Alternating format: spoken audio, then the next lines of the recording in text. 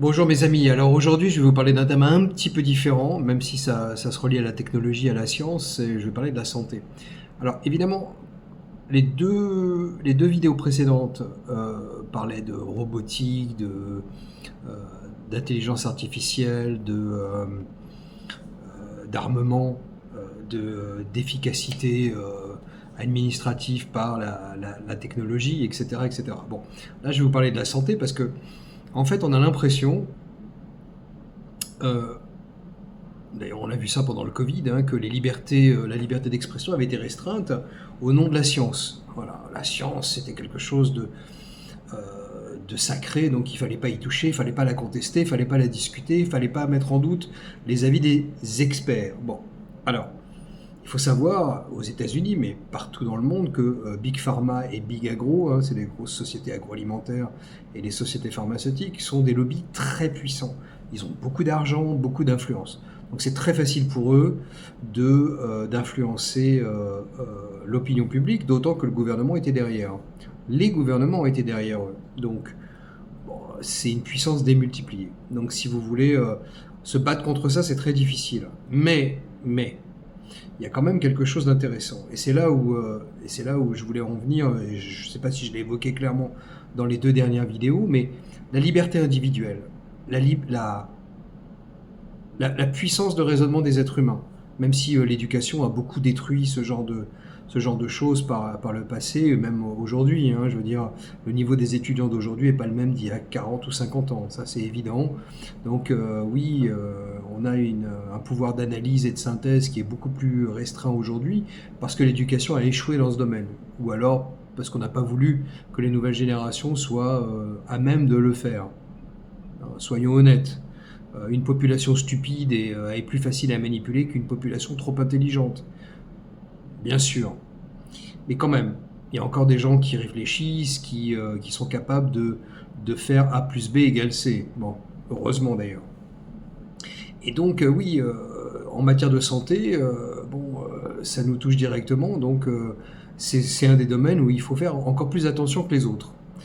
Quand je parle de la santé, je parle aussi de l'alimentation, bien sûr.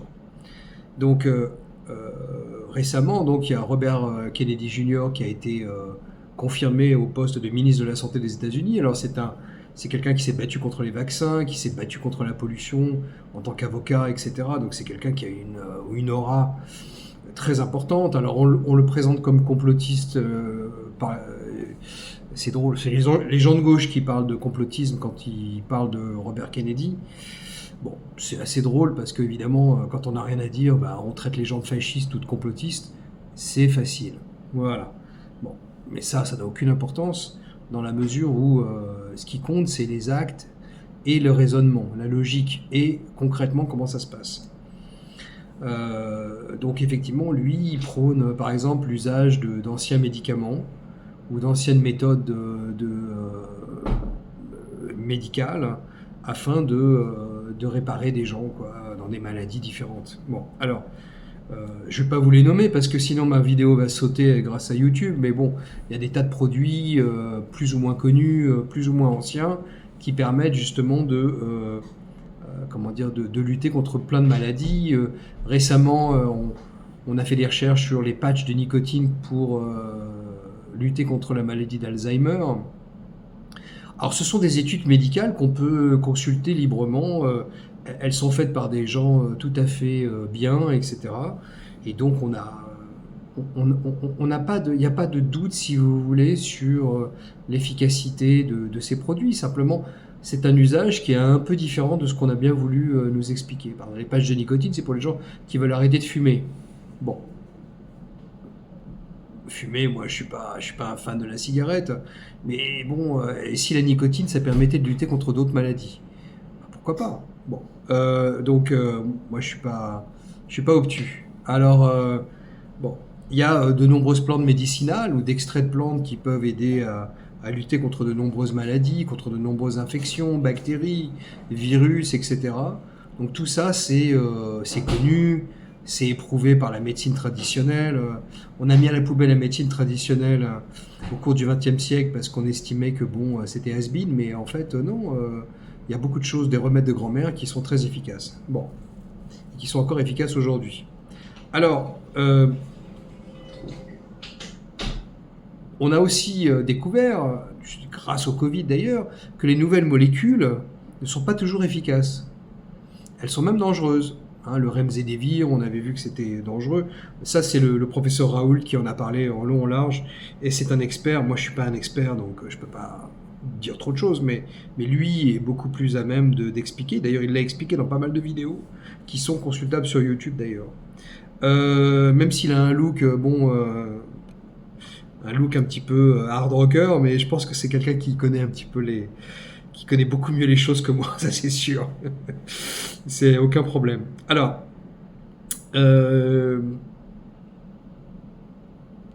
il faut revenir à quelque chose de fondamental.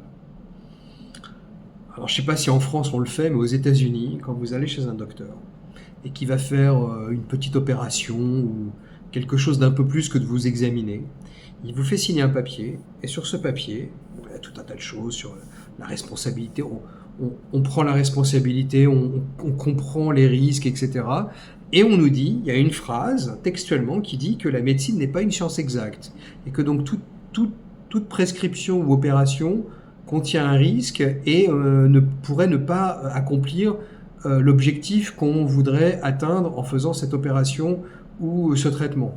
Bon, alors, quand on vous explique ça, il faut réfléchir, il faut lire d'abord le truc qu'on signe, au lieu de signer comme ça. Bon, moi, je prends le temps de le lire. Ça dure 2-3 minutes, mais voilà.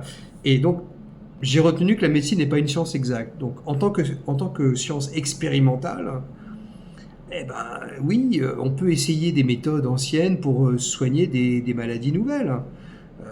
Il y a, par exemple, Otto Warburg, qui était un professeur de médecine, a découvert que la plupart des cancers, c'était des cancers métaboliques et pas des cancers génétiques. Contrairement à ce qu'on nous a expliqué. On a cramé des milliards de dollars en recherche contre le cancer en estimant que c'était génétique et pas... Bon, alors que c'est métabolique. C'est-à-dire que, en fait, le cancer, c'est comme une fermentation dans le corps. Regardez, tapez Otto Warburg sur Wikipédia, vous allez voir, même Wikipédia le dit. Donc, pourtant, c'est un truc super orienté et super woke. Donc, mais ils le disent. Donc, il a eu le prix Nobel de médecine, d'ailleurs, Otto Warburg, pour ses travaux sur le cancer. Dans les années 20-30, hein, je parle de ça, bon. Donc, et puis, on a oublié Otto Warburg. Et puis, on a fait toutes ces méthodes, chimio, immunothérapie, radio, machin, etc. Très bien. Il y a d'autres méthodes qui marchent. Quand on comprend que le cancer est une maladie métabolique, on peut la traiter différemment. Alors attention, ce que je dis, c'est pas des conseils médicaux ou quoi que ce soit. Hein. Je vous donne des exemples. C'est tout. Hein. Des exemples qu'on peut trouver d'ailleurs sur Internet. Mais si vous êtes atteint d'une telle maladie, ne suivez pas mes conseils, allez voir un médecin. Voilà. Même si c'est pas une science exacte, un médecin est mieux placé que moi pour vous donner des conseils. Bon. Cela étant dit, la médecine est un big business parce que vous avez des assurances. D'ailleurs, c'est ça qui est intéressant. Quand vous avez une cataracte, par exemple, ça arrive à beaucoup de gens. On vous explique, bon, il faut faire une opération, alors on vous ouvre l'œil, on vous retire la lentille, on remplace la lentille naturelle par quelque chose d'artificiel. Bon, il y a des effets secondaires, hein, il y a des blocages de la pupille, ça peut rater, ça peut ne pas marcher, etc. Très bien. Comme d'habitude, la médecine n'est pas une science exacte. Mais ce qu'on oublie de vous dire, c'est que bon, il y a une méthode pour les animaux. Voilà, on met des gouttes, et puis au bout de 6 à 8 semaines, l'animal, ça va mieux. Donc il y a des gouttes pour les chiens et les chats, mais il n'y en a pas pour les humains.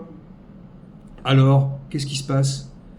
Alors on va vous dire, oui, mais les médicaments pour animaux, c'est pas les mêmes que pour les humains. C'est pas vrai, pour les mammifères, on a pratiquement la même constitution chimique, donc on est pratiquement identique de ce point de vue-là.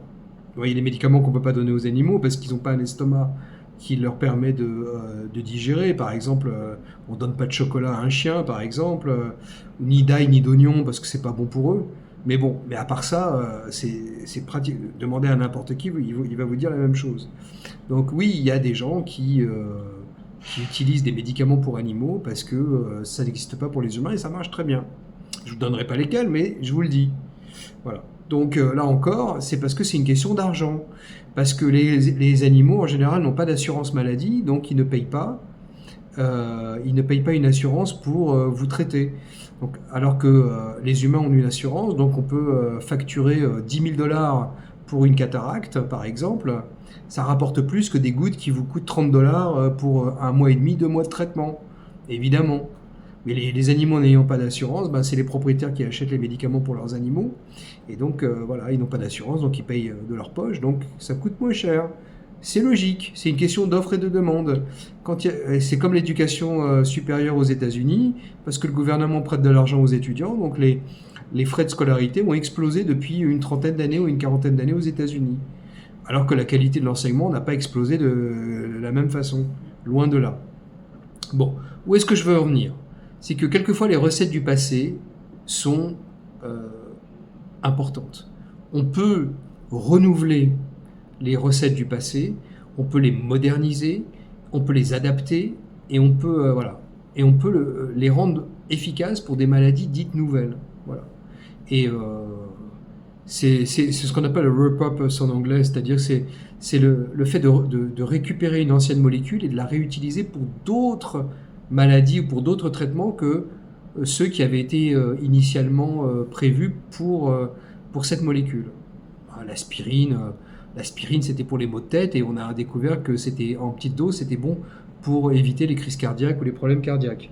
Voilà. Donc vous connaissez sûrement des gens qui prennent de l'aspirine à dose modérée tous les jours.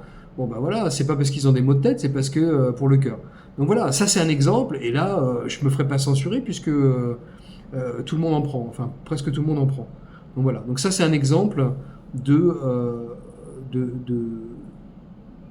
d'usage de vieilles technologies, de vieux produits qui ont été éprouvés par le temps, bien sûr. L'aspirine a plus de 100 ans, donc on connaît bien l'aspirine. C'est pas un médicament qui va poser de problème. Bon, à forte dose, ça peut effectivement faire des saignements dans l'estomac, etc. Mais bon, mais sinon, il n'y a pas de danger particulier à prendre de l'aspirine en dose normale. Tout le monde sait combien prendre. D'ailleurs, c'est vendu en supermarché librement et vous pouvez le prendre sans danger, hein, sauf si vous faites une overdose. Mais bon, il faut être un petit peu halluciné pour le faire. Hein. Il faut être raisonnable dans tout. Donc voilà, donc c'est ce que je voulais communiquer. Donc le progrès technologique, c'est fantastique, mais pas tout, bas dans tout et pas pour tout. Donc c'est pour ça qu'il faut être raisonnable et quelquefois les recettes du passé sont probablement aussi efficaces, voire plus efficaces que les nouveautés qui coûtent une fortune. Voilà.